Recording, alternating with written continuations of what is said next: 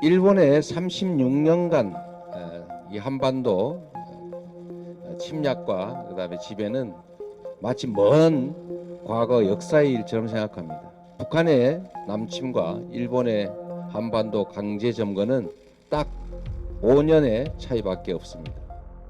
네 대표께서는 태극기 스티커를 당원 국민 누구나 휴대폰용 차량에 따라서 스티커 부착을 해주시기 바랍니다.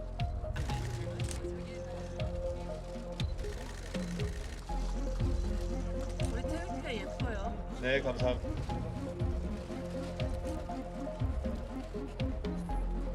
우리가 가끔씩 잊고 있는 것이 있습니다. 우리는 북한의 남침에 대해서 언제나 경계하고 또 북한의 남침에 대응하기 위해서 또 군사적 대응에 엄청난 비용을 지출하고 있습니다. 그리고 끊임없이 경계심을 가지고 활동하고 또 판단합니다. 일본의 36년간 이 한반도 침략과 그다음에 지배는 마치 먼 과거 역사의 일처럼 생각합니다. 그런데 역사의 시각으로 보면 이 북한의 남침과 일본의 한반도 강제 점거는 딱 5년의 차이밖에 없습니다. 그런데 일본이 과거에 이 침략 그리고 인권 침해에 대해서 반성도 사죄도 제대로 하지 않는 이 상태에서 일본에게 저자세로 조공을 바치듯이 이렇게 한일 회담을 해 온 것에 대해서 우리 국민들께서 참으로 허탈하고 모욕감을 느끼고 있습니다. 한 가지만 예를 들어보겠습니다. 일본이 이 한국에 대한 경제 지배를 강화해 왔기 때문에 소위 소재, 부품, 장비 산업에 대한 우위를 이용해서 경제 제재를 가했습니다. 화이트 리스트에서 제외해서 수출 규제를 가함으로써 우리나라 반도체 산업에 타격을 주려고 했습니다. 그런데 이 시도는 아시는 것처럼 실패로 돌아갔습니다.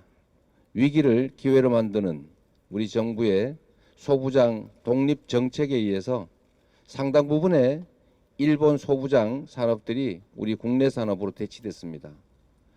수입 의존도 역시 일본이 아니라 전 세계로 다변화되면서 일본의 압도적 우위가 사실은 많이 해체됐습니다. 오히려 일본의 경제 제재, 경제 침략이 일본 기업들에게만 피해를 입히는, 그리고 한국으로서는 소부장 산업이 자립하는 그런 결과를 낳았습니다. 그런데 이 윤석열 정부가 우리 한국 소부장 산업 지원 예산을 대폭 삭감했습니다. 그리고 어제 다시 일본의 소부장 기업을 용인 반도체 클러스터에 대대적으로 유치하겠다고 발표했습니다. 이해가 되지 않습니다. 대체 누구를 위한, 어느 나라 산업과 기업을 위한 정책입니까?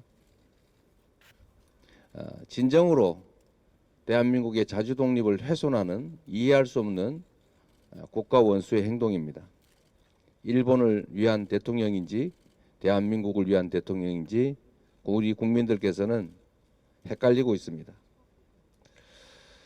다시 대한민국이 자주 독립국가임을, 정부는 대한민국의 국민을, 대한민국 자체를 위한 존재임을 증명해 가야 합니다.